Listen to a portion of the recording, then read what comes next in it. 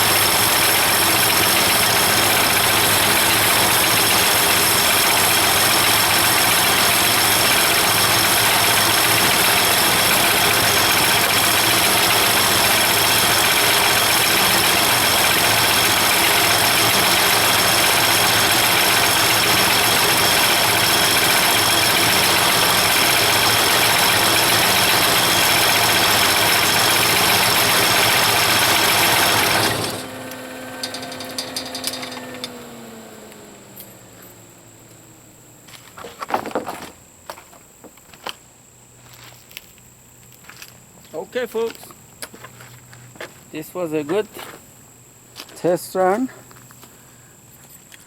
I cut a white oak before this, testing it out, and as you see on the ground, I made a 4x6 white oak log right here. That's the one. And let's see, I gotta, okay, now it's more delicious. I'll show you the white oak fresh cut. That was a beautiful log. My neighbor needed some wood, and I cut this white oak.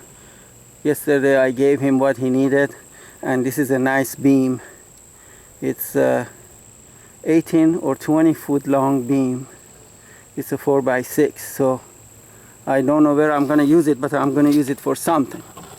All right, you guys be good. Bye.